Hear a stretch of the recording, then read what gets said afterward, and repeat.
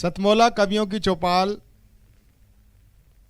का आज परम सौभाग्य है जब ये एपिसोड 1.5-2 महीने बाद आपके पास पहुंचेगा, क्योंकि ऑलरेडी पाइपलाइन में हमारे एपिसोड काफ़ी पड़े रहते हैं, तो वो अगस्त मास आ जाएगा। मैं दिल्ली पब्लिक लाइब्रेरी बोर्ड के चेयरमैन, जो हमारे आज के मुख्य अतिथि भी हैं, उनसे निवेदन करूंगा और अक्षय जी से कि वह आज हमारे सबसे पहले अंतर्राष्ट्रीय ओज कवि भाई राजेश चेतन जी को अंगवस्त्र पहना करके सम्मानित करें। जा जोरदार तालियों के साथ।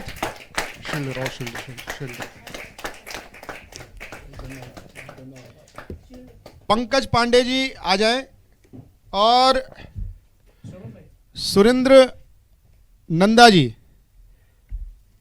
भेंट करें उनको सतमोला की का एक पैक। सुरेंद्र बल्ला जी सामने देख के, सामने देख के।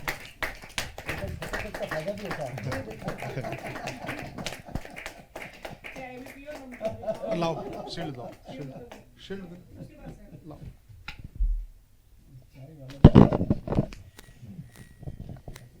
जरा जोरदार ताली तो बजाइए एक बार। सतमोला कवियों की चौपाल श्री राजेश चेतन जी को, जो कि विश्वविख्यात ओज कवि हैं और प्रेरक वक्ता हैं, और आज सतमोला कवियों की चौपाल श्री रामधारी दिनकर स्मृति सम्मान प्रदान करती है। सुमित भसीन जी से आग्रह है, कृपया अपने कर कमलों से सम्मानित करें। जा जोरदार तालियों के साथ। वो क्षण आ गया है कि जिसकी मैंने आज आपसे चर्चा की थी। पहला काव्य संकलन सतमोला कवियों की चौपाल का, वो अपने माननीय मुख्य अतिथि विशिष्ट अतिथि राजेश जी और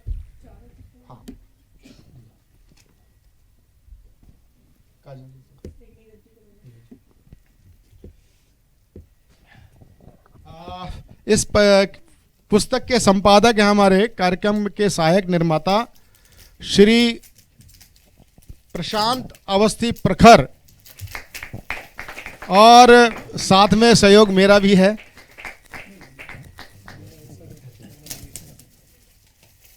जोरदार तालियों के साथ।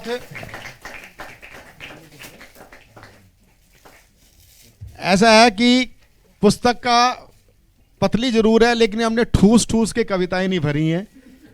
महीने में जितनी आएंगी उतनी ही छपेगी। जय जोरदार तालियों के साथ। दिनेश चंद्र अवस्थी जी, लखनऊ। आइए।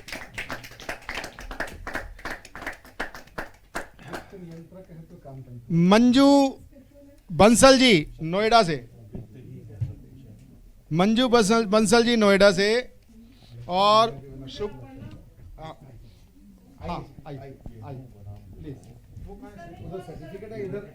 जिनका नहीं हुआ इधर आ जाए।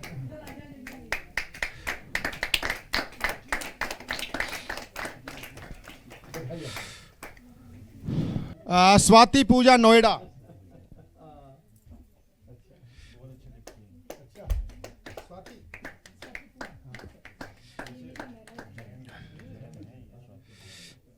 कैफी कुणाल नोएडा से, आप भी ओपन माइक पार्टिसिपेट कर रहे हैं। रविकांत मिश्रा जमुई।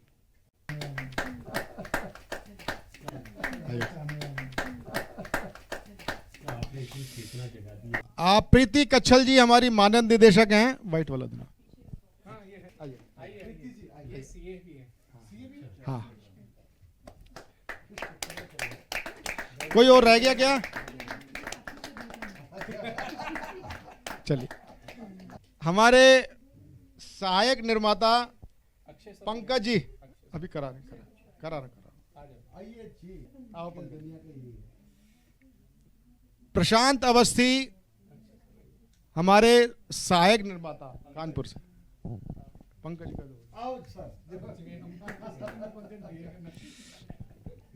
हाँ, सुषमा कुमारी साया, जा जोरदार ताली के साथ।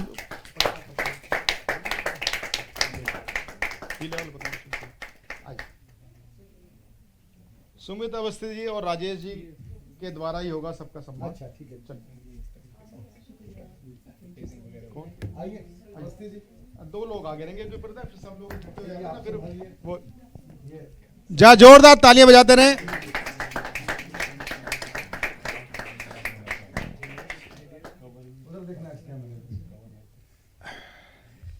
आरती वर्मा जी सुप्रसिद्ध कवित्री हैं और आपके वही हैं, आपके अपार्टमेंट के पास में।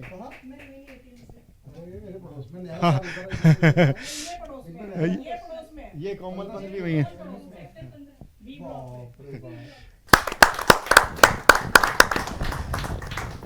साथियों, कविता जब आप सुनते हैं तो अक्षत धूप हवन है कविता, और ध्यान साधना भजन है कविता। ब्रह्मा जी ने लिखे जितने उतने जन्म मरण है कविता। यानी आप देखिए, ये कविता आपके अंदर ऊर्जा का संचार करती है।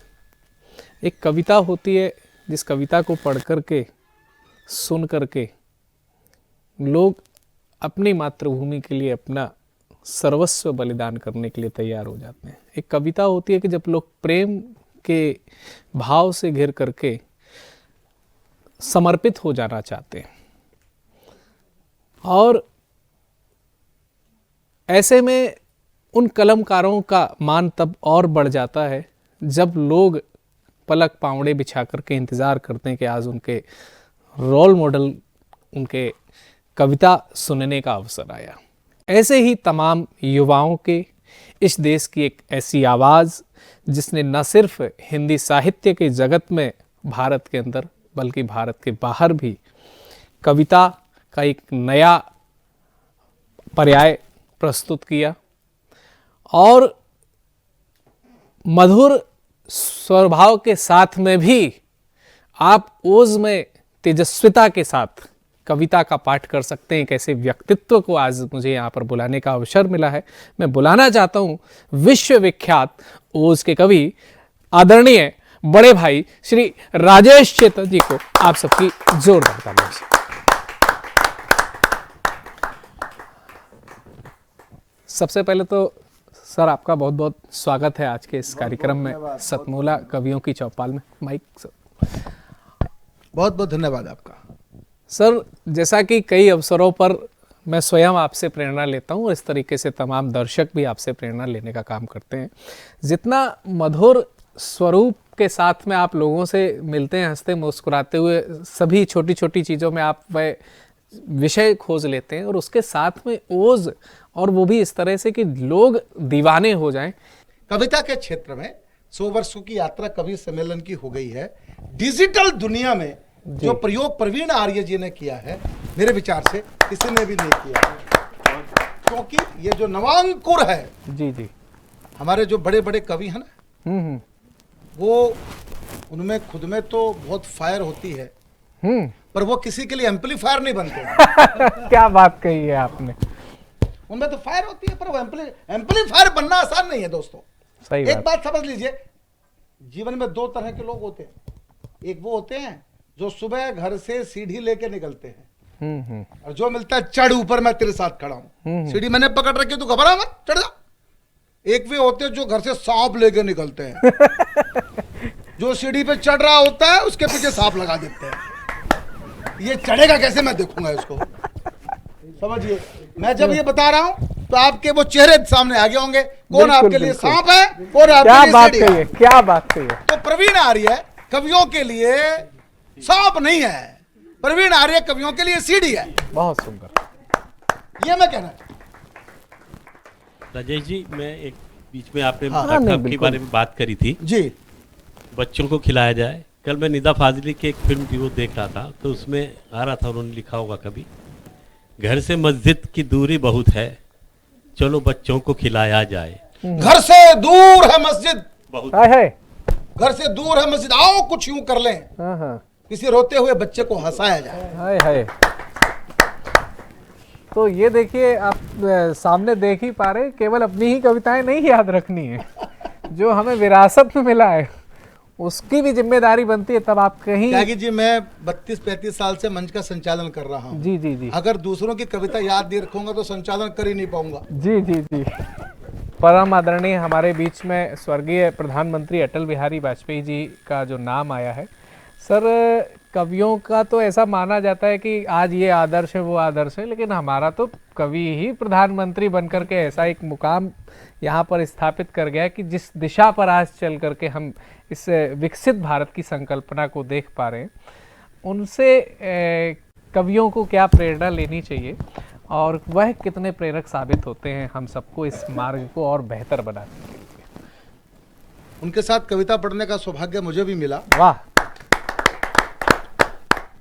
अटल जी अजात शत्रु थे, भरी दोपहरी में अंधियारा, आहा। सूरज परछाई से हारा, हारा। अंतर तम का नेह निचोड़े। जब 2 सीटें आई थी तब लिखा था अटल जी ने,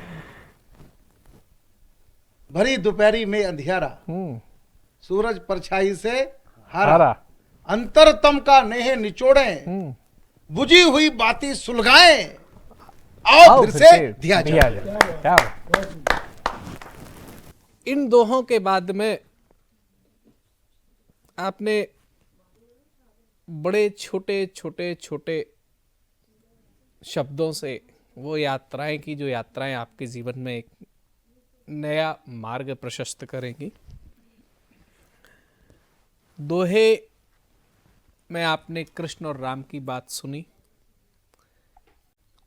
हम उनकी पूजा आराधन और अर्चन करते हैं, लेकिन जब स्वाति की बूंद की प्राप्ति होती है तो आप देखिए कि कितनी प्रसन्नता होती है प्राप्तकर्ता को। उसकी कीमत वही समझ सकता है, इन दोहों की कीमत वही समझ सकता है जो दोहों के मरहम समझता है। वैसे ही हमारे समाज में बहुत अच्छे लोग हैं, लेकिन अगर हमने उन लोगों का जो समाज के लिए घातक हो रहे हैं विरोध नहीं किया, सिर्फ ये सोच करके कि ये हमारे हैं, इनसे हमारा ऐसा नाता है, उनसे हमारा वैसा नाता है। हिंदुत्व एक विचारधारा, ऐसी विचारधारा है जो सर्वे भवन्तु सुखिना वाला अनुपम पाठ पढ़ाता भारत। शाम को पूजा करते हैं विश्व का कल्याण हो, प्राणियों में सद्भावना हो। इसके बाद भी विगत दिनों आपने देखा कि आपने अपने त्योहार पर, लोगों की दुश्मनियां होती हैं, लोग अपने तरीके से करते हैं, लेकिन आप ये भी तो देखिए कि आप अपने त्योहार के दिन भी इस तरीके के कुकृत्य कर रहे हैं। और बात ये नहीं कि उन्होंने किया है, बात ये है कि समझदार लोग उसका खुलकर विरोध भी नहीं कर रहे हैं। ऐसे में हिंदुत्व क्या है, ये स्वाति पूजा जी हमें बताने आ रही हैं। आइए उनका जोरदार तालियों से हम स्वागत करते हैं। धन्यवाद। सबसे पहले माँ शारदे के चरणों में नमन और सतमोला मंच को मैं आभार व्यक्त करती हूँ जिन्होंने मुझे आज यहाँ पर आमंत्रण दिया जी। और जैसा कि मैं थोड़ा समसामयिक विषयों पर, वैसे तो मैं हर विषय पर लिखती हूँ और आज समसामयिक विषय पर मैं आपको सुनाना चाहूँगी। जैसा आपने बताया कि चाहे बकरा ईद हो और चाहे होली हो जी, हमें ही मारा गया है, तो उसी पर मैं आपको सुनाती हूँ। सुनिएगा, शायद ये आप लोगों के मन की भी भावनाएं हैं। भावनाएं क्या, क्रोध। अब बकरा ईद पर बकरे नहीं हिंदू कटेंगे, अब बकरा ईद पर बकरे नहीं हिंदू कटेंगे। त्यौहार उनके हों या हमारे, हम ही मरेंगे। त्यौहार उनके हों या हमारे, हम ही मरेंगे। हम निभाएं भाईचारा और वो पीठ पर वार करेंगे। देश सेक्युलर सिर्फ हमारे लिए, कहते ना हमारा देश सेक्युलर है, लेकिन वो सिर्फ हिंदुओं के लिए। देश सेक्युलर सिर्फ हमारे लिए, वो तो गजवाए हिंद करेंगे। और बनाओ दोस्त उन्हें नहीं नहीं, मेरे वाला ऐसा नहीं है। और बनाओ दो सुने, आस्तीन के सांप सिर्फ डसेंगे। सही या गलत वो सब एक हैं, सही या गलत वो सब एक हैं, और हम जात पात में ही फंसे रहेंगे। वो हमें मारकर भी सुरक्षित नहीं, कहते हम अल्पसंख्यक हैं, हम सुरक्षित नहीं हैं। वो हमें मारकर भी सुरक्षित नहीं, और हमें ही अत्याचारी कहेंगे। देख लो इतिहास उठाकर, देख लो वर्तमान में झांक कर, कब तुम्हारे अंदर के हिंदू जगेंगे। बस करो, बस करो, अब तो एक हो जाओ, बस करो, अब तो एक हो जाओ, वरना जब तक बटेंगे हम ही कटेंगे, जब तक बटेंगे हम ही कटेंगे। बहुत सुंदर। अब मेरी दूसरी रचना है जो इसी के आगे चलती है जी। तो मैं हिंदुओं को बोलती हूँ, जाग हिंदू जाग, जाग हिंदू जाग, जाग हिंदू जाग। कहती दुनिया तुझे कमजोर, दिखा दे तुझ में भी है आग, जाग हिंदू जाग। धर्म हमें जोड़ता तोड़ देती है जात, जाग हिंदू जाग। हिंदू एकता से सब डर रहे, हिंदू एकता से सब डर रहे, दुश्मन जातियों में रहा बांट, जाग हिंदू जाग। कौन दुश्मन, ये आप सब जानते हैं, जो हमें जातियों में बांटकर हमें कमजोर कर रहे हैं। जी। लड़ा रहे तुम्हें राजनीति के लिए, लड़ा रहे तुझे राजनीति के लिए, दुश्मन के इरादे हैं नापाक, जाग हिंदू जाग। जातियों में ना बट, अपने धर्म से कर अनुराग, जाग हिंदू जाग। तिलक जनेऊ पहचान हमारी, जी। तिलक जनेऊ पहचान हमारी, इससे ना तू भाग, जाग हिंदू जाग। जब भी आए कोई मुश्किल, जब भी आए कोई मुश्किल, राम नाम का कर ले जाप, जाग हिंदू जाग, जाग हिंदू जाग। शिव का हाथ जिसके सर, शिव का हाथ जिसके सर, डस ना पाए कोई नाग, जाग हिंदू जाग। खुद पर उंगली ना उठने दे, खुद पर उंगली ना उठने दे, बहुत कर लिया त्याग, जाग हिंदू जाग, जाग हिंदू जाग। कोई ना डरा पाए तुझे, डाल आंख में आंख, जाग हिंदू जाग। सनातन है इतिहास हमारा, सनातन है इतिहास हमारा, एक बार तू खुद में झांक, जाग हिंदू जाग। हमारा धर्म सबसे महान, धन्यवाद, हमारा धर्म सबसे महान, इस पर ना लगने दे दाग, जाग हिंदू जाग। आ गया है समय धर्म की रक्षा तेरे हाथ, आ गया है समय धर्म की रक्षा तेरे हाथ, जाग हिंदू जाग। अपनों को पहचान दे, अपनों को पहचान दे, एक दूजे का साथ, जाग हिंदू जाग। दिखा दे अपनी एकता तू, दिखा दे अपनी एकता तू, रोशन कर दे हिंदुत्व का चिराग, जाग हिंदू जाग। गर तू एक हो जाएगा, गर तू एक हो जाएगा, पूरा होगा हिंदू राष्ट्र का ख्वाब, जाग हिंदू जाग, जाग हिंदू जाग।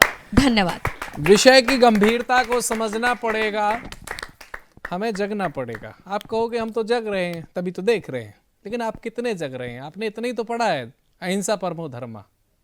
जागे होते तो ये भी जानते ना, धर्म हिंसा तथैवचा, सठे साठ्यम समाचरेत। कमी उसकी नहीं है जो आकर के आप पर आपका शोषण कर रहा है, कमी आपकी है कि आप शोषण करवा रहे हैं। आप जागरूक रहिए कि अहिंसा परमो धर्म और धर्म हिंसा तथैवचा। और जिस दिन आप इस पर आ जाएंगे तो सामने वाला फिर नहीं हिम्मत कर पाएगा। हम दूसरे को दोष तब दें जब हम में दोष ना हो। आप सरकार बनाइए, आप पार्टियां बनाइए, आप सब कुछ करिए, लेकिन आप इसका भी तो ध्यान रखिए कि मानव मात्र के कल्याण करने वाली सनातन संस्कृति की वजह से अगर इस देश में सभी मिलजुल कर रह पा रहे हैं तो वो संस्कृति बची रहनी चाहिए। सभी का सम्मान है, सभी का साथ है, सब कुछ है, लेकिन आप भी तो देखिए। और इतना हमको जागना पड़ेगा। मेरा सभी से निवेदन है कि आप इतने जागरूक रहिए ताकि हमें दूसरों पर उंगली उठाने के अवसर ना मिले। हम पहले अपनी कमियां सुधारें। जिन कवयित्री को आज मैं आमंत्रित करने जा रहा हूं, आप अंग्रेजी की शिक्षिका हैं और हिंदी में कविताएं करती हैं। तो अगर आपको मैं विरोधाभासी कवयित्री कहूं तो यह अनुचित नहीं होगा। हालांकि मैं ये टिप्पणी कर नहीं रहा हूँ, ये टिप्पणी अपने आप आ रही है। तो गुरुग्राम से हमारे बीच में बहुत आदर के साथ मैं उनका नाम लेना चाहूँगा, पधारी हुई सुषमा कुमारी साया जी को मैं काव्य पाठ के लिए सादर आमंत्रित करता हूँ। सुषमा कुमारी साया जी। शुक्रिया। सबसे पहले मैं सतबोला कवियों की चौपाल में आने के लिए मैं अपने मुर्शिद का धन्यवाद करती हूँ। मैं सभी मैनेजमेंट का धन्यवाद करती हूँ कि मुझे ये दिन, ये मुझे लम्हे नसीब हुए। एक गज़ल तरन्नुम में और एक तहत में। सर ने जो बोला, स्वागत है। Thank you. इंग्लिश लेक्चरर हूँ मैं, वो मेरा प्रोफेशन है, लेकिन ये गज़ल हिंदी में करना, उर्दू में करना, ये मेरा पैशन है। बहुत बढ़िया सुषमा जी। शुक्रिया। ये तरी मुशायरे का एक मिसरा है, मेरा जज्बे मोहब्बत कम ना होगा। ये सूफ़ी शायर संत दर्शन सिंह जी महाराज जी की लिखी हुई गज़ल का एक मिसरा है, सुनिएगा। दीदारे शौक है वो कम न होगा, दीदारे शौक है वो कम न होगा, दीदारे शौक है वो कम न होगा, सिवा तेरे कोई हमदम। हाय हाय हाय, क्या बात है, बहुत बढ़िया। सिवा तेरे कोई हमदम न होगा, दीदारे शौक है वो कम न होगा। और मेरे मुर्शिद की नज़र, बरसता नूर है तेरी रहमतों का, बरसता नूर है तेरी रहमतों का, बरसता नूर है तेरी रहमतों का, कि दूजा कोई भी जमजम न होगा, सिवा तेरे कोई हमदम न होगा। बहुत सुंदर। और शेर सुनिएगा। शुक्रिया सर। तेरी नज़रें करम हो जाए जिस पर, तेरी नज़रें करम हो जाए जिस पर, तेरी नज़रें करम हो जाए जिस पर, उसे कोई कभी मातम। हाय हाय हाय, क्या बात है। तेरी नजरें करम हो जाए जिस पर, उसे कभी कोई मातम न होगा। क्या बात है, बहुत तेरी सुंदर। नजरें करम हो जाए जिस पर, उसे कोई कभी मातम न होगा, महकता दिल का गुलशन है तुम्ही से, महकता दिल का गुलशन है तुम्ही से, महकता दिल का गुलशन है तुम्ही से। और सुनिएगा, जहाँ में दूसरा चंदन। हाय हाय हाय, क्या बात है। जहाँ में दूसरा कोई चंदन न होगा, दूसरा चंदन न होगा, सिवा तेरे कोई हमदम न होगा। जहाँ भर में है जलवा बस तुम्हारा, जहाँ भर में है जलवा बस तुम्हारा, जहाँ भर में है जलवा बस तुम्हारा, तुम्हारे नाम सा परचम। हाय हाय, क्या बात है, क्या बात है। तुम्हारे नाम सा परचम न होगा, तुम्हारे नाम बहुत सा सुंदर। परचम न होगा, सिवा तेरे कोई हमदम न होगा। और गज़ल का मक्ता सुनिएगा। जी, स्वागत है। शुक्रिया। हमारी छाई है साया पे हरदम, हमारी छाई है साया पे हरदम, हमारी छाई है साया पे हरदम, मेरा जज़्बे मोहब्बत कम कम न न होगा। वाह, बहुत मेरा सुंदर, बहुत सुंदर। जज़्बे मोहब्बत कम न होगा। सिवा तेरे कोई हमदम न होगा। दीदारे शौक है वो कम न होगा। बहुत बहुत शुक्रिया। और एक गज़ल है जो तहत में लेती हूँ मैं, और मुझे उम्मीद है पूरी कि आप लोगों को बहुत अच्छी लगेगी। और एक भी मिसरा अगर किसी की समझ में आ जाए, आप लेके जाना है यहाँ से प्लीज़। इसमें से एक ना एक मेरा शेर ज़रूर लेके जाना। सुनिएगा। आरज़ूगर हो मोहब्बत, आरज़ूगर हो मोहब्बत तो जताना चाहिए। क्या बात है। आरज़ूगर हो मोहब्बत तो तो जताना जताना चाहिए। चाहिए। इश्क का नगमा कोई अक्सर सुनाना क्या बात है, चाहिए। क्या बात है, क्या बात है। इश्क बहुत का बढ़िया। नगमा कोई अक्सर सुनाना सुनाना चाहिए, चाहिए। सुनाना चाहिए। आपको गुस्सा अगर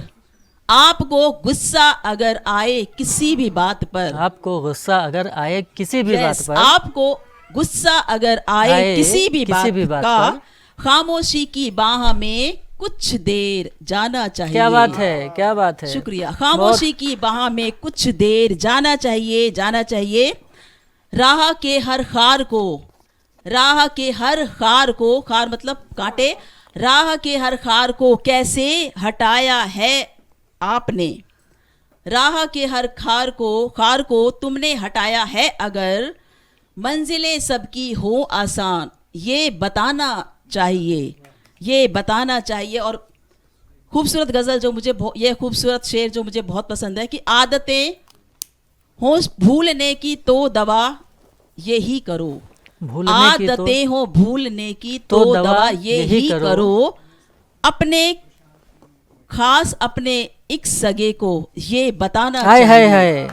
खास अपने एक सगे को ये बताना चाहिए, बताना चाहिए। और सुनिएगा, बहुत ही मेरा बहुत नाजुक शेर आज के दौर का। रूठ जाए गर कोई अपना कभी तुमसे यहाँ, रूठ जाए गर कोई अपना कभी तुमसे यहाँ, वक्त रहते ही उसे जाकर मनाना चाहिए। हाय हाय हाय, क्या बात है, क्या बात वक्त है, क्या रहते बात है, ही क्या बात है। उसे जाकर मनाना चाहिए। कितने रिश्ते टूट जाते हैं आजकल, जाके मनाते नहीं है जी, ना। जी। पहले वो आए फिर मैं जाऊं, या मैं जाऊं तो वो आए।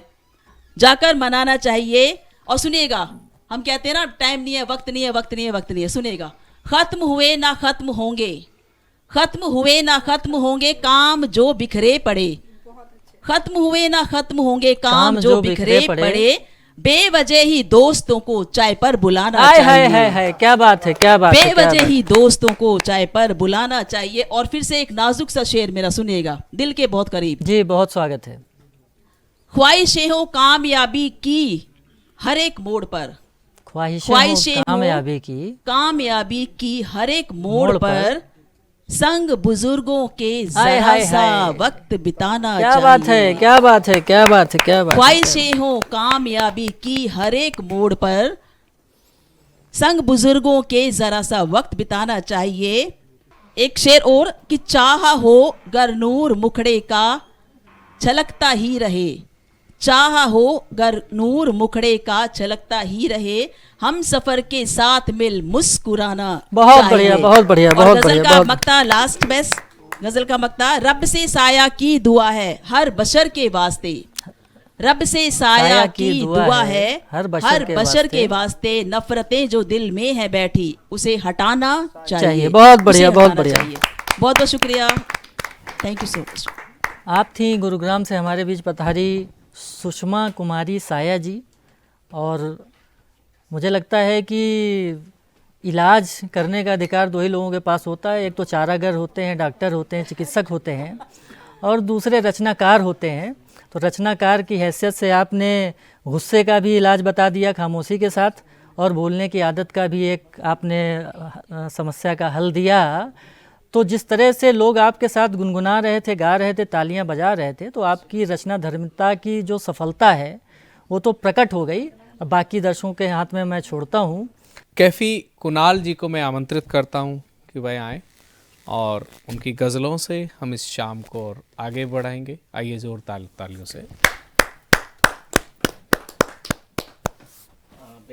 संगम टीवी और प्रशांत जी का बहुत प्यारी एंकरिंग कर रहे हैं आप। धन्यवाद इजाज़त चाहूँगा आप सभी से। जी। तेरी गलियों से होकर आ रहे हैं, हाँ। तेरी गलियों से होकर आ रहे हैं, वो बीते लम्हे दिल धड़का रहे हैं। हाँ। किसी की बेवफाई का था चर्चा, किसी की बेवफाई का था चर्चा, न जाने आप क्यों घबरा रहे हैं। हाँ, क्या बात है, वाह वाह वाह।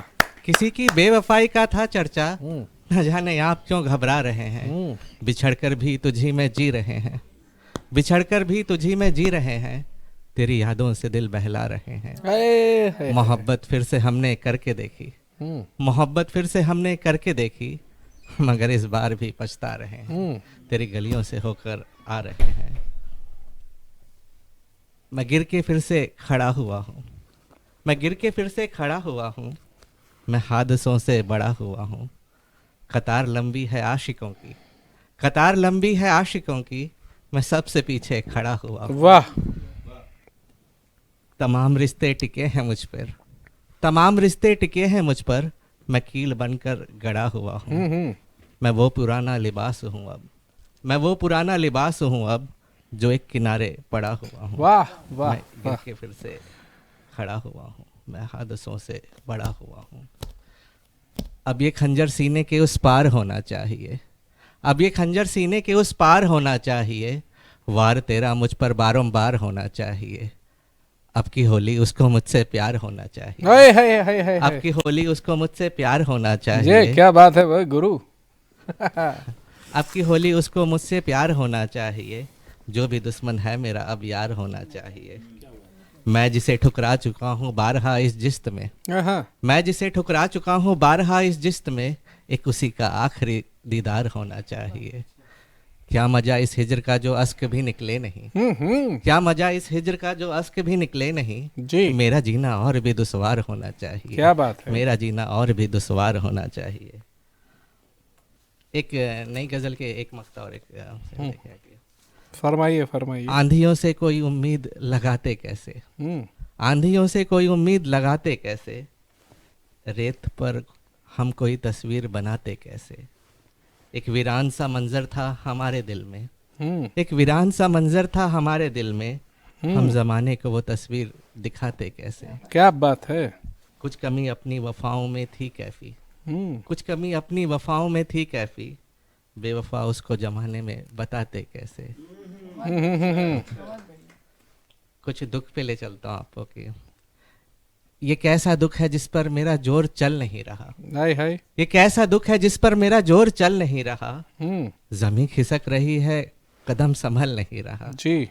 गरीब की लगी जो हाय फिर कहाँ बचा कोई, गरीब की लगी जो हाय फिर कहाँ बचा कोई, सुना है कल वो आपका हवा महल नहीं रहा, सुना है कल वो आपका हवा महल नहीं रहा। बहुत सुंदर। बुरे भले सभी यहाँ कहाँ कहाँ पहुँच गए, बुरे भले सभी यहाँ कहाँ कहाँ पहुँच गए, मगर मेरा नसीब ही कहीं बदल नहीं रहा। बहुत सुंदर, मगर बहुत मेरा सुंदर, बहुत नसीब सुंदर। भी कहीं बदल नहीं रहा। जमीन भी लरज गई है देख कर तड़प मेरी, जमीन भी लरज गई है देख कर तड़प मेरी, अजीब है ये आसमां जरा दहल नहीं रहा, अजीब है ये आसमां जरा दहल नहीं रहा। असर जब दुआ का हुआ ही नहीं, असर जब दुआ का हुआ ही नहीं, मुझे क्यों लगे तू खुदा ही नहीं। हवा थम गई आसमां रुक गया, कोई देखता हूँ बचा ही नहीं। ए दुश्मन मेरे तू दवा दे मुझे, ए दुश्मन मेरे तू दवा दे मुझे, तेरे जख्म से कुछ हुआ ही नहीं। तेरे साथ रह के मुझे यूं लगा, तेरे साथ रह के मुझे यूं लगा, मैं खुद से कभी भी मिला ही नहीं।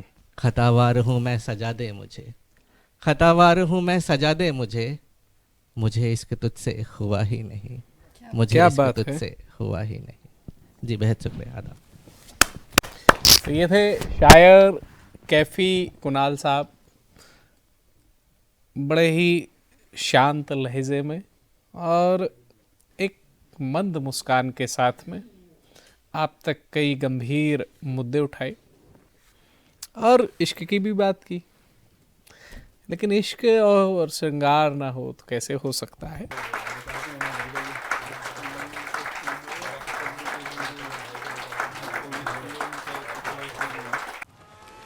Shit, रोहन, अभी तक पढ़ाई शुरू नहीं की ना तुमने? बालकनी का ग्लास भी तुमने ही तोड़ा था ना? तुम्हारे पापा को बताऊंगी।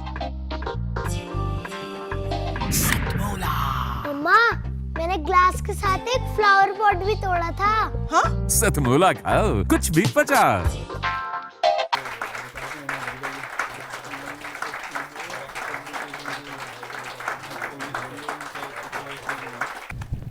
तो दर्शकों, ब्रेक के बाद फिर से आप लोगों के सामने आपका वो पसंदीदा शो लेकर हम फिर से उपस्थित हैं, जिसका नाम होता है सतमोला कवियों की चौपाल। हमारे इस शो ने लगभग 23 वर्षों का लंबा अंतराल पूरा कर लिया है और मैं बहुत गौरव के साथ ये बात कह सकता हूँ कि बहुत से ऐसे कवि जो हमारे शो में एक नए कवि के रूप में, एक नवांकुर कवि के रूप में आए, जिन्होंने काव्य पाठ किया, आज वो देश में बड़े बड़े नामों के रूप में स्थापित हैं और उनकी कविताओं को लोग सराह रहे हैं, लोग उनको उनके नाम से पहचान रहे हैं। तो ये निश्चित रूप से ये हमारे शो की जो एक थीम है उसको बहुत मजबूत करता है और बहुत स्पष्ट करता है कि जिस कविता की धारा को लेकर हम चल रहे हैं वो बहुत ही तेज़ी से बहती हुई और साहित्य के समंदर तक जा रही है। तो आज की इस काव्य धारा को बहाते हुए जो हमारे इस काव्य रस धारा के पहले नाविक हैं, जो हमारे पहले कवि हैं, उनको मैं आमंत्रित करता हूँ। उनका नाम होता है रविकांत मिश्रा, जो जमुई बिहार से आते हैं और विगत लंबे समय से काव्य साधना में रत हैं और आज वो कुछ उर्दू के अशार, कुछ नज़में लेकर हमारे बीच में उपस्थित हैं। तो बहुत स्वागत और अभिनंदन करता हूँ रविकांत मिश्रा जी का। बहुत बहुत शुक्रिया। अभी कुछ दिनों से लिख रहा हूँ, ख्याल लिखता हूँ मैं। एक नज़्म है जिसका तरन्नुम है और फिर सुनिएगा कि और फिर वो रात आ गई थी, उसकी बारात आ गई थी। और फिर वो रात आ गई थी, उसकी बारात आ गई थी, मैं देखता रहा था, गमे हयात आ गई थी। और फिर वो रात आ गई थी, उसकी बारात आ गई थी, मैं देखता रहा था, गमे हयात आ गई थी। हमारे वादे बिखर रहे थे, उसके फेरे पड़ रहे थे। हमारे वादे बिखर रहे थे, उसके फेरे पड़ रहे थे। हम साथ में रहेंगे, धूप बरसात में रहेंगे। उसने देखा मुझे और बोला, अब तेरे ख्यालात में रहेंगे। क्या बात है, क्या बात है। हम साथ में रहेंगे, धूप बरसात में रहेंगे। उसने देखा मुझे और बोला, अब तेरे ख्यालात में रहेंगे। जिंदगी मजबूर हो गई है, वो मुझसे दूर हो गई है। जिंदगी मजबूर हो गई है, वो मुझसे दूर हो गई है। क्या मैं भी उससे दूर हो सकूंगा? क्या मैं भी उससे दूर हो सकूंगा? किसी के मांग का सिंदूर हो सकूंगा? क्या मैं भी उससे दूर हो सकूंगा? मैं किसी के मांग का सिंदूर हो सकूंगा? क्या उठेगा ये हाथ जयमाला के स्टेज पे? कैसे जाऊंगा मैं किसी गैर के स्टेज पे? क्या बात है, क्या बात, क्या उठेगा ये हाथ जयमाला के स्टेज पे? कैसे जाऊंगा मैं? कैसे जाऊंगा मैं किसी गैर के सेज पे? और फिर गजल शेर और कितने फसाने बहेंगे। और फिर गजल शेर और कितने फसाने रहेंगे। शादी ना करने के कितने बहाने रहेंगे। बहुत बढ़िया, बहुत। और फिर गजल शेर और कितने फसाने रहेंगे। शादी ना करने के कितने बहाने रहेंगे। बहाएंगे आंसू यादों में उसके, फकत हम उसी के दीवाने रहेंगे। बहाएंगे आंसू यादों में उसके, फकत हम उसी के दीवाने रहेंगे। लेकिन मैं घर का बड़ा मुझको जीना पड़ेगा। लेकिन मैं घर का बड़ा मुझको जीना पड़ेगा। खुद ही सारी जख्मों को सीना पड़ेगा। और मुझे मेरी माँ की आंखों का गुरूर होना है। और मुझे मेरी माँ के आंखों का गुरूर होना है। और फिर किसी के मांग का सिंदूर होना है। बहुत बहुत शुक्रिया। एक बहुत बढ़िया, बहुत बढ़िया तरन्नुम है, ध्यान दीजिएगा। बिल्कुल बिल्कुल, स्वागत है। दिल का सावन कभी फिर से आया नहीं। दिल का सावन कभी फिर से आया नहीं। रूप तुझसा खुदा ने दिखाया नहीं। क्या बात है, क्या बात है, बहुत बढ़िया। दिल का सावन कभी फिर से आया नहीं। रूप तुझसा खुदा ने दिखाया नहीं। मैं किसी और से भी लगाता तो दिल, मैं किसी और से भी लगाता तो दिल पर किसी और से दिल लगाया बढ़िया नहीं, है, बढ़िया है, पर बढ़िया है। किसी और से दिल लगाया नहीं। मैं था घर का बड़ा, थी तेरी छोटी बहन। मैं था घर का बड़ा, थी तेरी छोटी बहन। हमने घर के लिए घर बसाया नहीं, बहुत बढ़िया, बहुत हमने बढ़िया, घर बहुत बढ़िया। के लिए घर बसाया नहीं। पा रहा हूँ जमी, पा रहा हूँ फलक, पा रहा हूँ जमी, पा रहा हूँ फलक।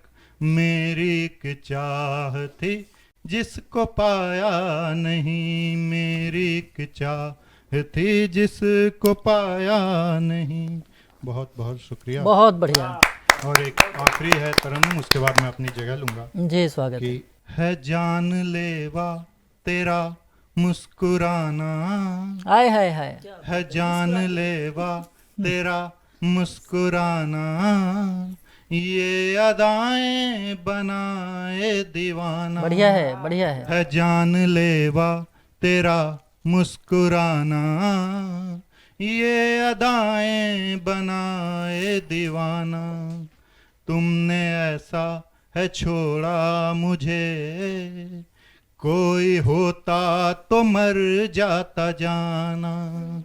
क्या बात तुमने है। ऐसा है छोड़ा मुझे, कोई होता तो मर जाता जाना। बहुत बढ़िया, बहुत बढ़िया। दिल में तेरी कसक तेरी याद रहे, दिल में तेरी कसक तेरी याद रहे।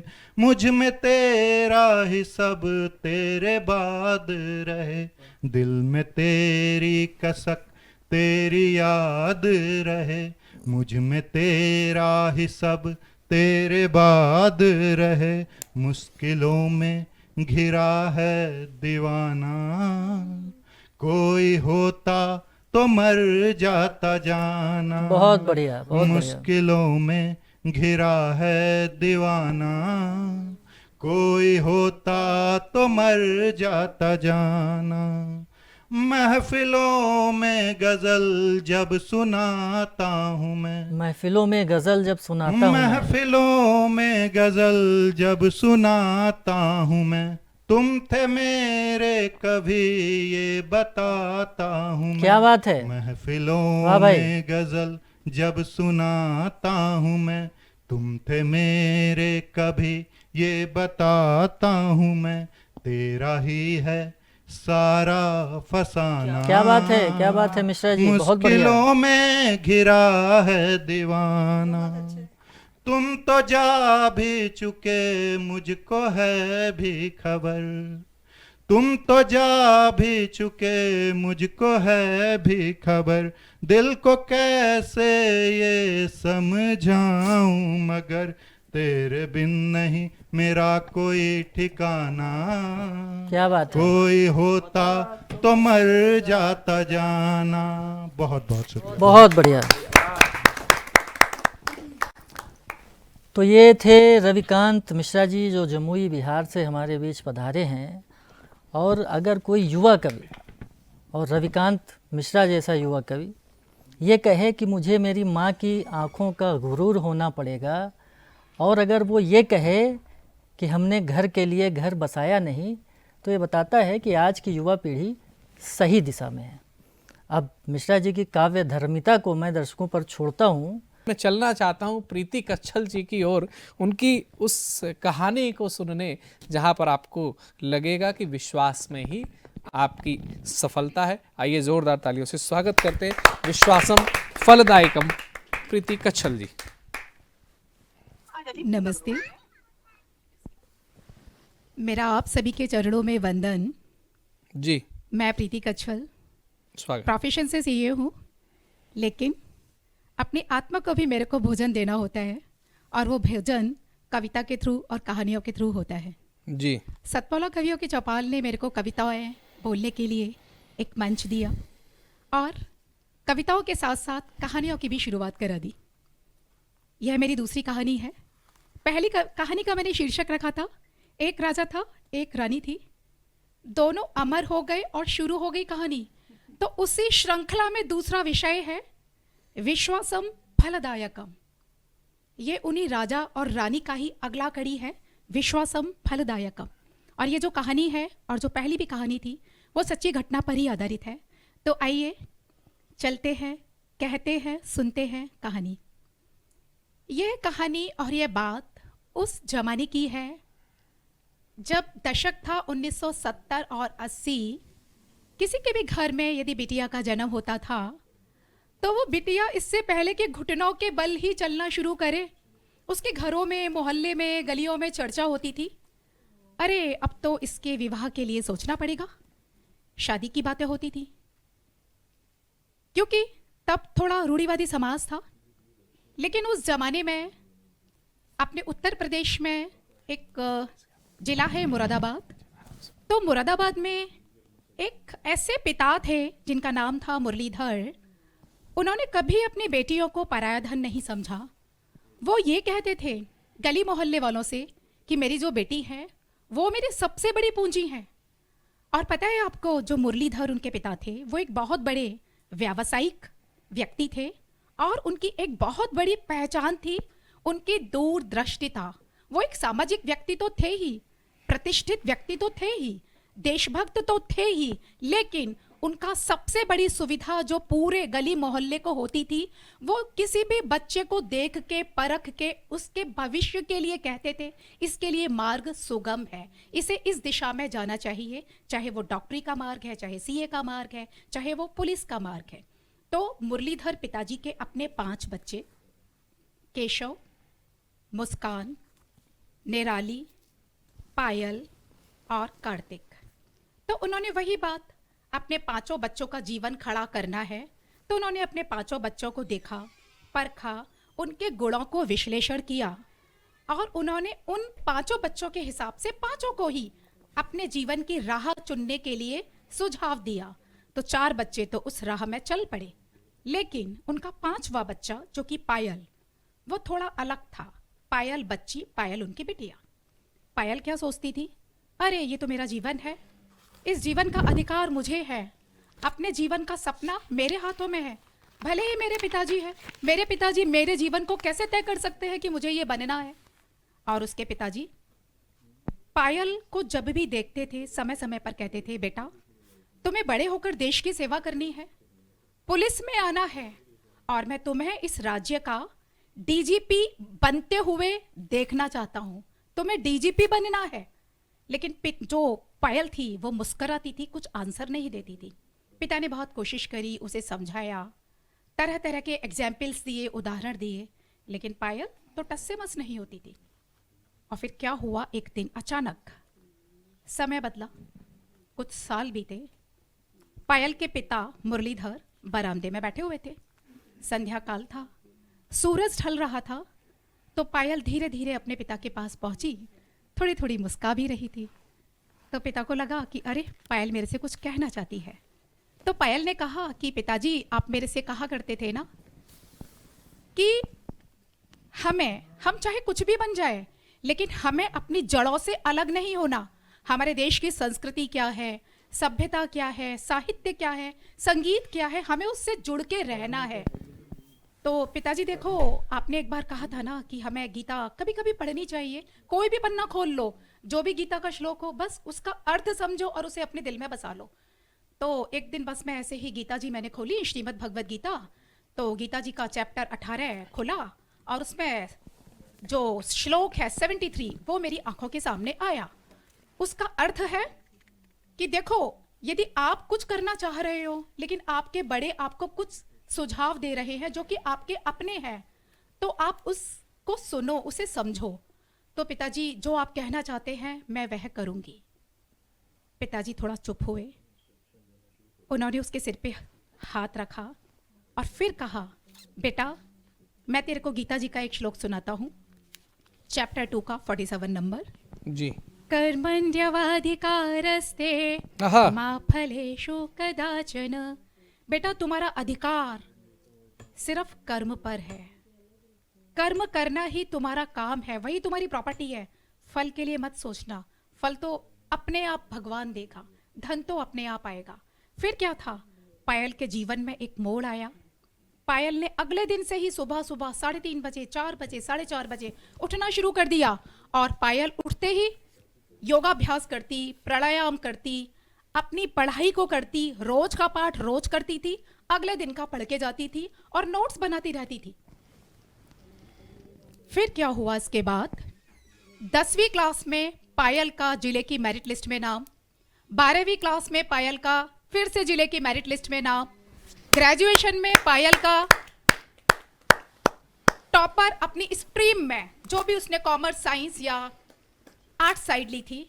इसके बाद पायल को लगा, पापा ने कहा था कि मैं जो है डीजीपी बनूं, तो चलो पुलिस के लिए तैयारी करते हैं। उसने यूपीएससी की परीक्षा दी और बन गई आईपीएस अधिकारी।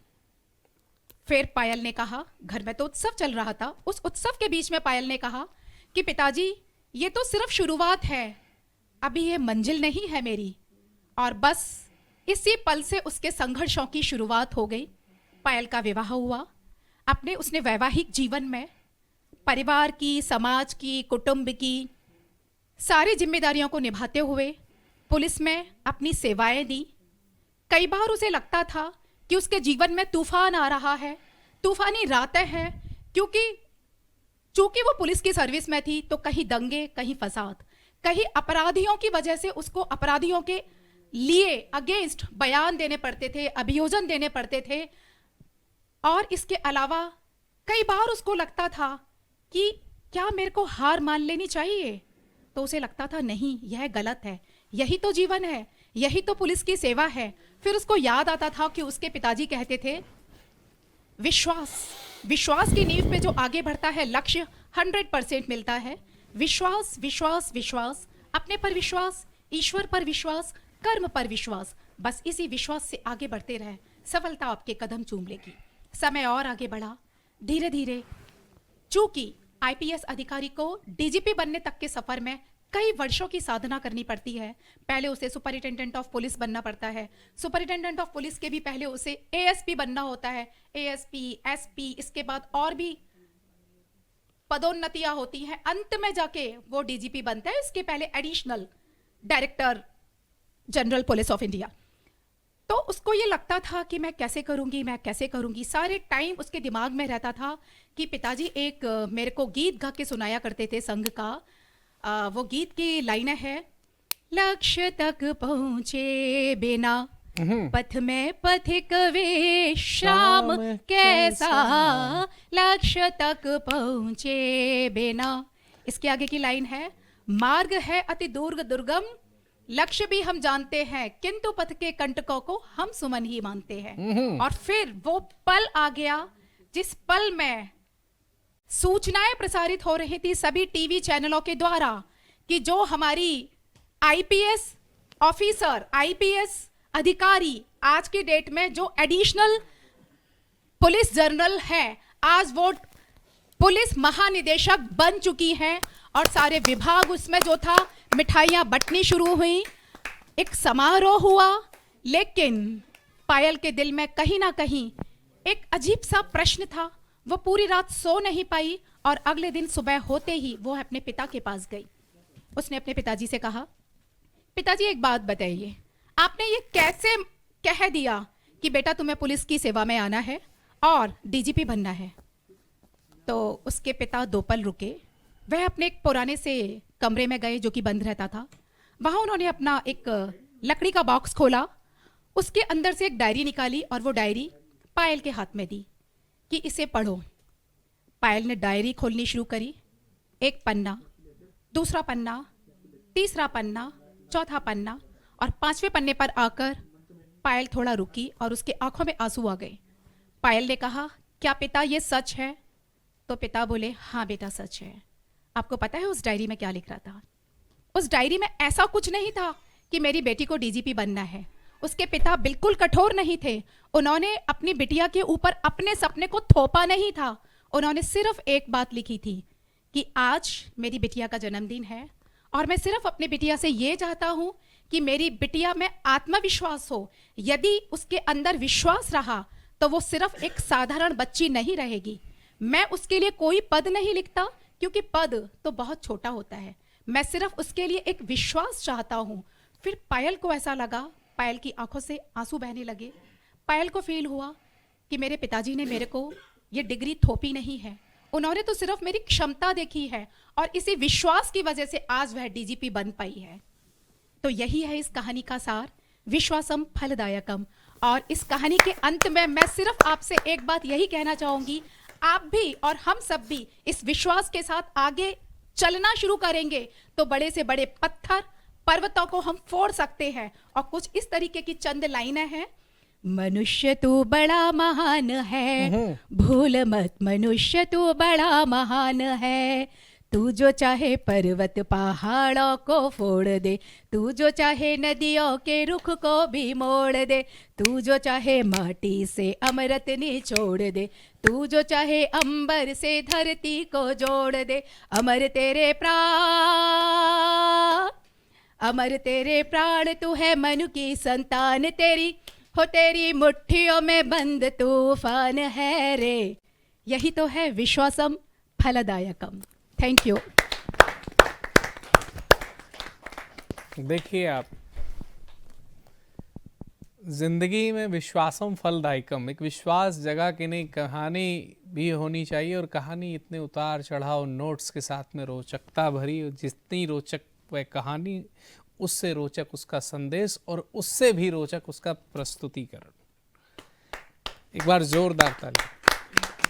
साथ ही साथ विश्वासम फलदायकम, विश्वास ये भी रखिए कि कुछ भी ऐसा नहीं है जो स्थायी हो। अब आप कहोगे कि आपने नकारात्मक डाल दिया, नहीं, मैं बताना चाहता हूँ कि समस्याएं भी स्थायी नहीं है।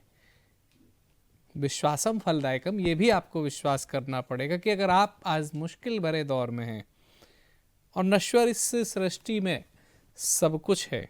अपनी इस काव्य यात्रा की जो हमारी अगली सारथी हैं, या हमारी कवयित्री हैं, नारी हैं, होम मेकर हैं, उनको मैं आमंत्रित करता हूं। उनका नाम होता है आरती वर्मा जी, जो दिल्ली से हमारे बीच पधारी हैं और अपने रचनाएं लेकर दर्शकों के समक्ष उपस्थित हैं। तो बहुत स्वागत और अभिनंदन करता हूं आरती वर्मा जी का।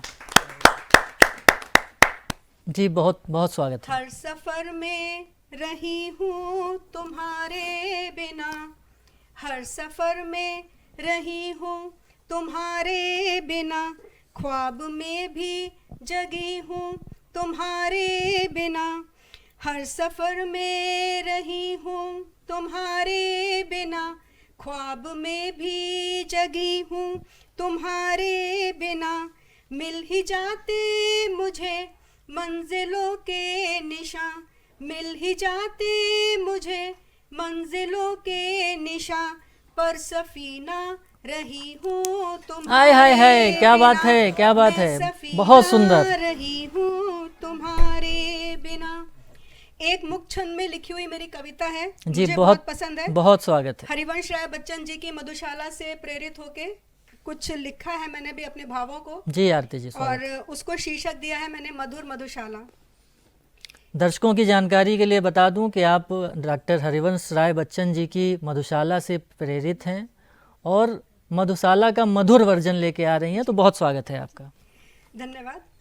किंचित अपने ही भावों की आज पिरोली है माला, हाय हाय हाय। किंचित अपने ही भावों की आज पिरोली है माला, पहन कर इसको आज गले में और हाथ में ले हाला, चलो चलो उस ओर जहाँ पर साज बजाती मधुशाला। क्या बात है, साज बजाती मधुशाला, बहुत बढ़िया, नया प्रयोग है। ही भावों की आज पिरोली है माला, चार यार यूं बैठ साथ में बन बैठे हैं हम प्याला, बहुत सुंदर। ना हिंदू ना धर्म ईसाई, ना मुल्ला ना काजी है। राग द्वेष को दूर भगाती, हाथ बढ़ाती मधुशाला।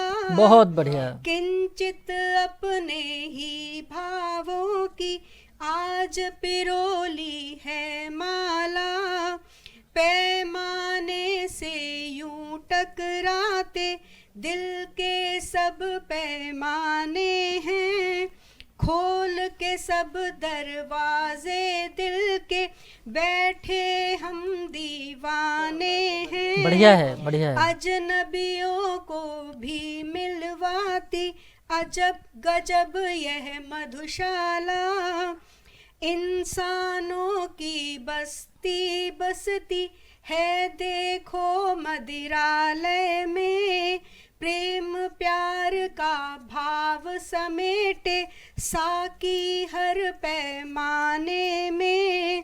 अंधियारे को खूब उजागर करती है यह मधुशाला। बहुत बढ़िया, बहुत बढ़िया। किंचित अपने ही भावों की आज पिरोली है माला। कौन पहन कर टोपी आया, किसने तिलक लगाया है। कौन पहन कर टोपी आया, किसने तिलक लगाया है। मोमिन किसको सजदा करता, गुरु को किसने पाया वाह, है। वाह, बढ़िया है। जग में जो भी द्वंद्व फैलाते उन्हें मिलाती मधुशाला। किंचित अपने ही भावों की आज पिरोली है माला। बुझी बुझी सी आशाओं से थक कर ना तुम क्रंद करो। मंदिर मस्जिद गुरुद्वारे में ना खुद को तुम बंद करो। बहुत बढ़िया, बहुत बढ़िया, बहुत बढ़िया। आँख खोल कर इधर निहारो, मधुर प्रेम है मधुशाला। किंचित अपने ही भावों की आज पिरोली है माला। धन्यवाद। ये मैंने अपनी कविता जो लिखी थी अब एक गजल तरन्नुम में पेश करने की इजाज़त मांगती हूँ। स्वागत है। छोटी गजल है। मुझको जादू चलाना न आया कभी, मुझको जादू चलाना न आया कभी। दिल किसी का लुभाना न आया कभी। थी नमी चश्म में दिल भी था दर्द में, थी नमी चश्म में दिल भी था दर्द में। अश्क फिर भी बहाना न आया कभी। तिश्नगी इश्क में मेरी बढ़ती रही, तिश्नगी इश्क में मेरी बढ़ती रही। मैं अपने युवा दर्शकों की जानकारी के लिए बता दूं कि तिश्नगी का मतलब प्यास होता है। जी। तिश्नगी इश्क में मेरी बढ़ती रही, जाम फिर भी उठाना न आया कभी। क्या बात है। मुझको देखा तो कहने लगा आईना, मुझको देखा तो कहने लगा आईना। हुस्न तुझको दिखाना न आया। हाय हाय हाय, क्या बात है, क्या बात है। बात हमने कही तो खबर बन गई, बात हमने कही तो खबर बन गई। जी। बात हमने कही तो खबर बन गई। राज दिल को छुपाना न आया कभी। आस करती रही उनकी कुर्बत की मैं, आस करती रही उनकी कुर्बत की मैं। इश्क में ये जमाना न आया। क्या बात है, क्या बात है। इश्क में ये जमाना न आया कभी। बहुत बहुत धन्यवाद। तो ये थी दिल्ली से पधारी आरती वर्मा जी। आपने बहुत ही सुंदर गज़ल सुनाई। हर सफ़र में रही हूँ तुम्हारे बिना, ये पंक्तियाँ मैं ज़रूर मेंशन करूँगा ये बहुत सुंदर पंक्तियाँ आपने कहीं।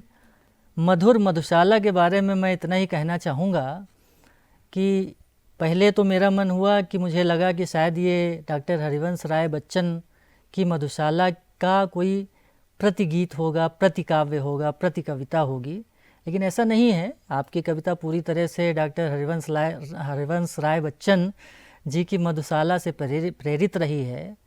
हाँ, भाव भी प्रेरित रहे हैं, शब्द संयोजन जरूर कुछ अलग रहा, लेकिन फिर भी आप बधाई के पात्र हैं। अब ये मैं दर्शकों के ऊपर छोड़ता हूँ कि वो इस काव्य धर्मिता को किस तरह से लेते हैं और किस तरह से आंकते हैं। हम सतमोला कवियों की चौपाल की ओर से आपका अभिनंदन करते हैं। हमारे बीच में अगली कवियत्री आपके बीच बच्चों के संस्कार की एक ऐसी शाला लेकर के आ रही हैं। मैं आमंत्रित करता हूं मंजू बंसल जी, नोएडा से पधारी हुई है। जोरदार तालियों से उनका स्वागत करते हैं। धन्यवाद। मैं मंजू बंसल आप सभी सम्मानीय जनों का हार्दिक अभिनंदन करती हूँ और आप सभी को सादर प्रणाम करती हूँ जी। मेरा ये प्रथम प्रयास है। अभी मैंने कुछ जो है 6 महीने 8 महीने से ही लिखना शुरू किया है। हाय और इसका सारा श्रेय मेरी छोटी बहन प्रीति कच्छल को जाता है। हाँ, देखिए छोटे भी अच्छा करते हैं। जो कि सतमोला कवियों की चौपाल की मानद निदेशक है। बहुत सुंदर। तो सर्वप्रथम इसने मुझको लिखने के लिए प्रेरित किया, प्रोत्साहित किया कि नहीं जीजी आप लिखो। तो मैंने लिखना शुरू किया। फिर आज मुझे यहाँ इस मंच तक लेकर ये आई। प्रीति, तुम्हारा सहृदय मेरा धन्यवाद है। हाँ, रोना नहीं बस। तो मेरी कविता का विषय जैसा भैया ने बताया कि बालक के सर्वांगीण विकास में परिवार की भूमिका, जिसका कि मैंने शीर्षक रखा है संस्कार से संसार। तो सर्वप्रथम हम नारी शक्ति, मातृशक्ति को पहले नमन करते हैं और सुनिएगा कि बेटी बहन बहू माँ बनकर, कि बेटी बहन बहू माँ बनकर सुख दुख सबके अपनाती है, सारे फर्ज निभाकर अपनी खुशियां न्योछावर करती है जी। कि नारी जीवन दायनी, नारी पालन हार है, जब जब विपदा आती बनती शक्ति का अवतार है। बहुत सुंदर। भूल ना करना अबला समझकर, भूल ना करना अबला समझकर, ये दहका एक अंगारा है, प्राणों को यमराज से लाए ऐसी शक्ति पुंज एक ज्वाला है। नील गगन सागर की लहरें सबको इसने मापा है और चांद पर जाकर इसने अपना परचम लहराया क्या बात है, क्या बात। नारी शक्ति तुम्हें नमन, कि नारी शक्ति तुम्हें नमन, हर रूप में तू ही समाई है। सीता मीरा दुर्गा और माँ राधा बनकर आई है। सीता मीरा राधा और माँ दुर्गा बनकर आई है। तो बिन नारी परिवार का होवे ना कल्याण है, और धुरी बनकर परिवार की करती बेड़ा पार है। बहुत सुंदर। कि धुरी बनकर परिवार की करती बेड़ा पार है। तो आगे इसी श्रृंखला में आगे बढ़ते हैं कि माँ बालक की प्रथम गुरु है, कि माँ बालक की प्रथम गुरु है, हंसती खेल खिलाती है, बालक के मन भाव समझ गा लोरी लाड़ लड़ाती है। अमीय सुधा रस पान करा, कि अमीय सुधा रस पान करा, सुगठित बलशाली बनाती है, और बातें कर मातृभाषा में सर्वगुण संपन्न बनाती है। बहुत सुंदर। एहसास आशीषों के मोती माँ से, आशीषों के मोती माँ से बिन मांगे मिल जाते हैं, गोद में रखकर सर उसकी संसार का सुख पा जाते हैं। यह सुखद एहसास, यह सुखद एहसास बस महसूस किया जा सकता है, अल्फाजों में माँ किरदार बयां किया नहीं जा सकता है। कि अल्फाजों में माँ किरदार बयां किया नहीं जा सकता है। इसी श्रृंखला में आगे बढ़ते हैं कि कोई तो मानवता की राह बताने वाला हो, कि कोई तो मानवता की राह बताने वाला हो, कष्टों में भी धैर्य रखे ये समझाने वाला हो। कि बुजुर्ग हमारे घर के रक्षक, संस्कृति के हैं संरक्षक, ये ही सच्चे मित्र साथी और हमारे मार्गदर्शक। दया धर्म का पाठ पढ़ाते, बिछड़ों से है मेल कराते, प्रीत धर्म और ज्ञान की बातें संस्कारों के बीज बुआते। नन्हे नन्हे कोमल मन पर, नन्हे नन्हे कोमल मन पर ममता का संसार लुटाते। अनुभवों का है वो खजाना, हर मुश्किल का हल बतलाते। बहुत सुंदर। आती है जब कभी मुसीबत, कि आती है जब कभी मुसीबत, चुटकी में वो राह दिखाते। और मौत में भी जिंदगी का फलसफा वो हमें पढ़ाते। तो कर दीजिए तन मन समर्पण, कि कर दीजिए तन मन समर्पण उनके श्री चरण कमलों में। पारिजात बनकर महकोगे हर जनमानस के हृदय में, कि पारिजात बनकर महकोगे हर जनमानस के हृदय में। अगर संस्कारित सुगठित बालक है तो भारत भी अपना सुगठित संस्कारी बनेगा। तो इसी विषय पर मैंने कुछ लिखा है कि अपने भारत को यदि हमने विश्व गुरु बनाना है तो देश के हर बालक किशोर को संस्कारवान बनाना है। बहुत सुंदर, बहुत सुंदर। नित्य योग प्राणायाम से तन मन सबल बनाना है और माता पिता गुरु ईश्वर का सम्मान उन्हें समझाना है। सुपोषण और सुशिक्षा देकर ऊर्जावान बनाना है, कि सुपोषण और सुशिक्षा देकर ऊर्जावान बनाना है और खिलता बचपन साधन देकर आत्मनिर्भर बनाना है। बहुत सुंदर। बलशाली संस्कारी बालक देश की सुदृढ़ नींव है, कि बलशाली संस्कारी बालक देश की सुदृढ़ नींव है। आज का हर बालक किशोर अपने भारत का भविष्य है, अपने देश का भविष्य है, राष्ट्र का भविष्य है। आप सभी दर्शकों को ये जो भेंट वार्ता आपको कैसी लगी? आप टीवी स्क्रीन पर चल रहे नंबर, स्क्रॉल पर चल रहे नंबर 9711182183 पर हमें अपनी राय के द्वारा बताएं कार्यक्रम कैसा रहा। आप वो भी लिख के भेजें व्हाट्सएप के द्वारा। और अन्य कोई विशिष्ट व्यक्ति जिसको आप हमारे टीवी शो पर बुलाना चाहते हो, विशेषकर वो साहित्यिक परिवेश का व्यक्ति हो, हम उससे बातचीत करेंगे, उनके विचार आपको प्रदान करेंगे। साथ ही यदि आप हमारे टीवी शो से जुड़ना चाहते हैं तो टीवी स्क्रॉल पर चल रहे नंबर 9711182183 पर आप हमें व्हाट्सएप के द्वारा संपर्क कर सकते हैं। टेलीग्राम भी यही है, आप कर सकते हैं। हमारी टीम आपसे तुरंत आपसे संपर्क करेगी। धन्यवाद। मिलते हैं अगले रविवार सतमोला कवियों की चौपाल में।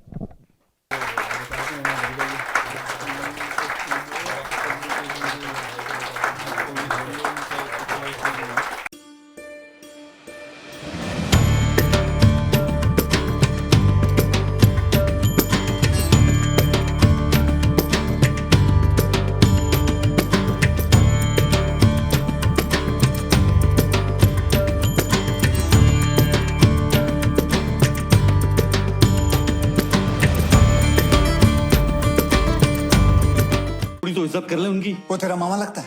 चाचा मामा कह रहे हैं आपको। इन दोनों जॉली की बातों का क्या करें, ना समझ आए ना अजब हो, पर जब हो सतमोला का चटपटा स्वाद साथ तो हर बात पचेगी।